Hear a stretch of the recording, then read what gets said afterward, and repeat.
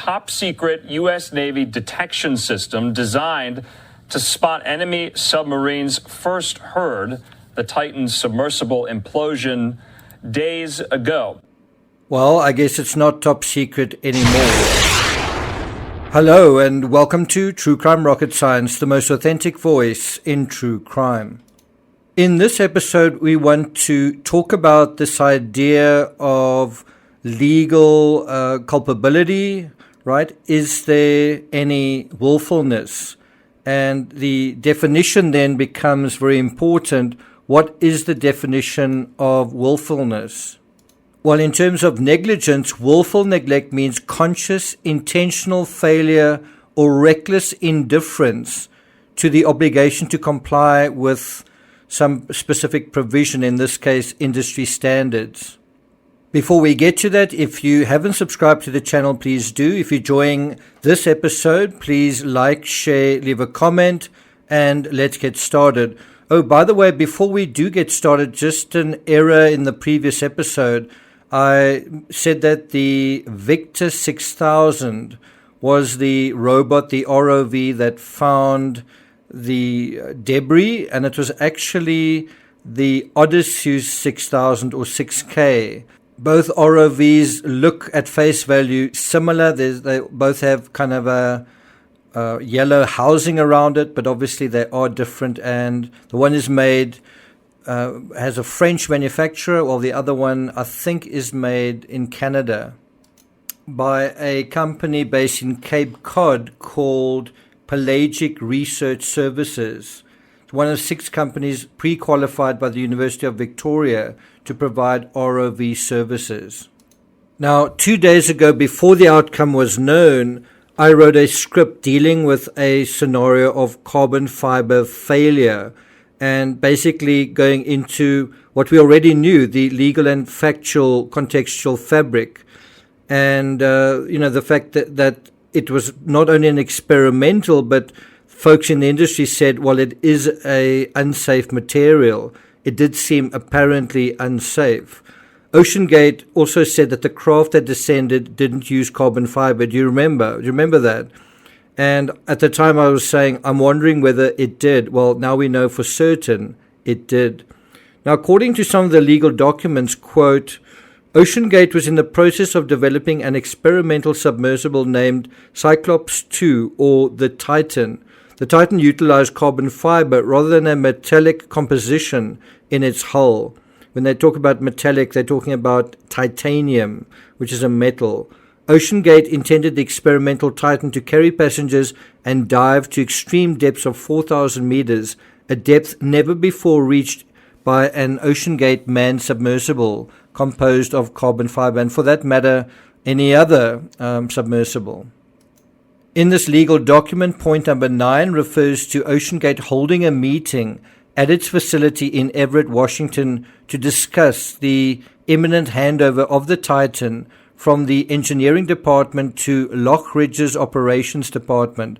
And Lockridge was a director who was originally employed by OceanGate. If we jump to point number 17, given the prevalent flaws in the previously tested 1/3 scaled model and the visible flaws in the carbon end samples for the Titan, Lockridge again stressed the potential danger to passengers of the Titan as the submersible reached extreme depths. The constant pressure cycling weakens existing flaws, resulting in large tears of the carbon. What that means in plain English is carbon fiber might be able to withstand a exposure to extreme pressure, right, in an individual scenario and in an individual experience, if that's the word. But what it is less able to deal with is the constant changes, not only in pressure but also temperature. So pressure at a certain temperature, and then much deeper, much more extreme pressure at a much lower temperature, and then the reverse again. Those different cycles of pressure and temperature. And that's what James Cameron was referring to as this sort of insidious thing that slowly worsens. And it also is the reason why this idea that you can measure, you can monitor the gradual weakening of the carbon fiber. Carbon fiber is not like that, as we've just found out. When it gives in, it doesn't give in gradually. It might give in slightly, gradually, and then suddenly and catastrophically. And isn't that what happened? What the investigators are really going to be wanting to look at is internal documents, internal memoranda, internal emails, texts, and so on, dealing with possible issues that were either ignored or discussed or regarded with perhaps indifference. And that also includes monitoring up to the time of the incident. Was there any sign of something, and were those signs ignored? Point number 20 refers to, quote, the paying passengers would not be aware and would not be informed of this experimental design, the lack of non-destructive testing of the hull, or that hazardous flammable materials were being used within the submersible. And that is where it really becomes a legal issue in terms of the passengers that have lost their lives. Were they willfully deceived? I think a very simple legal question that can also be asked is, if you paid $250,000 to see something, in this case the Titanic, and you didn't actually get to see it, then shouldn't you get a refund, or shouldn't your family get a refund? The other thing you want to look into is precedent. So you want to go away from this particular incident and look at whether there were other incidents and what happened during those other potential incidents and how those were handled, right? And that is going to give you a sense of confidence that either there is willfulness or a sense of confidence that there isn't. And so the question is, were there other incidents? And so if you just take this idea of a loss of communication with a submersible, how was that handled and how often did it happen? And so according to The Sun, Mike Rice, a writer and producer on The Simpsons, he said that the Titan was lost for almost 3 hours, blindly searching for the wreck at about 12,500 feet below the surface. And then just 20 minutes before they were due to begin their ascent, the Titan apparently stumbled upon the bow of the doomed ship, leaving them just enough time to take a few tourist shots. That doesn't seem like a professional operation, or that the navigation was even in order, let alone the communication, proper communication was sorted out.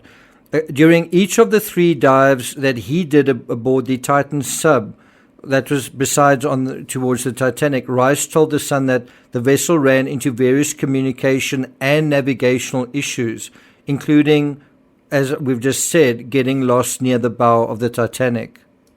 The scriptwriter for The Simpsons went on to say that this is a new technology and they're very much learning as they go with it, but communication is probably the weakest link in the chain. And he said that he thinks in 2 of the 3 cases when I was there, they were able to re-establish communication, but that seems to be the hardest part of this thing. Then he concluded by saying, you sign a lengthy waiver before you get on the ship that mentions death 3 times on the first page. Then, having said all of that, he describes it as a beautiful experience. So can you say that the people who go on board accept the risk, that everyone's aware of the risk, and that the risk is well understood or not?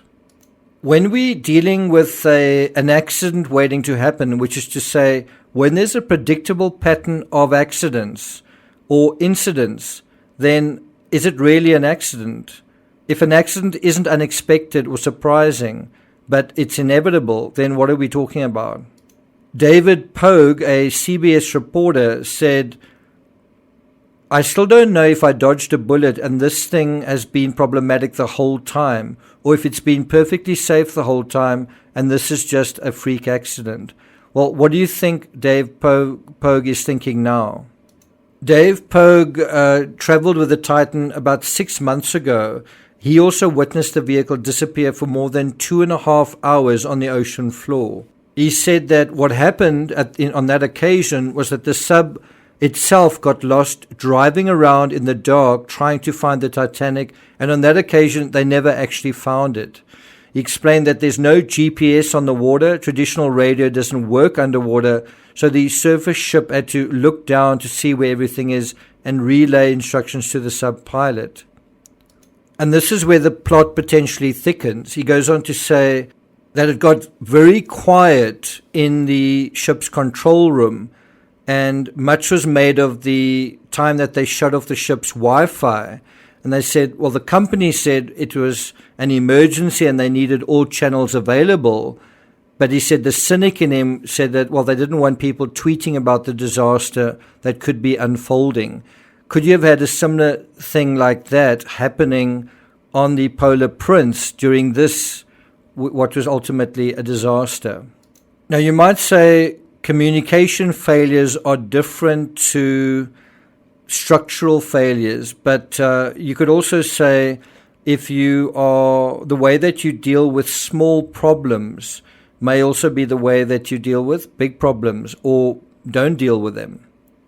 When accidents are accidents waiting to happen, then safety issues do come into play, and we could be talking serious lawsuits, serious bankruptcy-inducing lawsuits. In only the last few hours, and this was at the time of writing, it had emerged that safety has been a clear and present danger for some time, and this wasn't something coming from industry insiders, but actually critically from staff, from employees.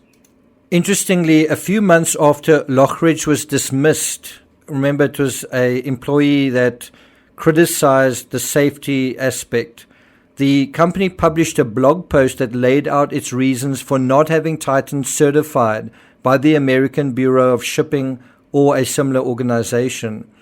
It noted the following, quote, "The vast majority of marine and aviation accidents are a result of operator error, not mechanical failure. As a result, simply focusing on classing the vessel does not address the operational risks." In 2019, Rush gave an interview to Smithsonian Magazine in which he said there hasn't been an injury in the commercial sub-industry in over 35 years. It's obscenely safe because they have all of these regulations. But it also hasn't innovated or grown because they have all these regulations. Then, following Lockridge's departure, the Titan was tested safely on increasing deep dives, including to 4,000 meters in the Bahamas. But one of Lockridge's concerns was this idea of cyclic fatigue. So on an individual dive, it could come through it with flying colors. The question is, what happened if you did a dive repeatedly? And so here is a critical insight. In January 2020, Stockton Rush gave an interview to GeekWire in which he admitted that the Titan's hull showed signs of cyclic fatigue. Because of this, the hull's depth rating was reduced to 3,000 meters, which is 1,000 meters short of the Titanic, and he admitted that that is not enough to get to the Titanic. Guess what depth you had the catastrophic implosion? Well, you don't need to guess. You can look at the time and the descent speed, the rate of descent, and make that calculation. And so what followed this was an attempt to repair or rebuild Titan's hull. That happened in the last 3 years, during 2020 and 2021. According to Spencer Composites, the Titan was not using its carbon fiber hull on Sunday's dive. Well, I think they're going to need to explain that particular statement. So what I'd like to do following this analysis is take you through a fascinating blog post on the company's website, and also Rush's interview with Smithsonian Magazine in 2019. So look out for that. Thank you for listening, and I'll see you guys next time. By the time we're done testing it, I believe it's pretty much invulnerable. And that's pretty much what they said about the Titanic. That's right.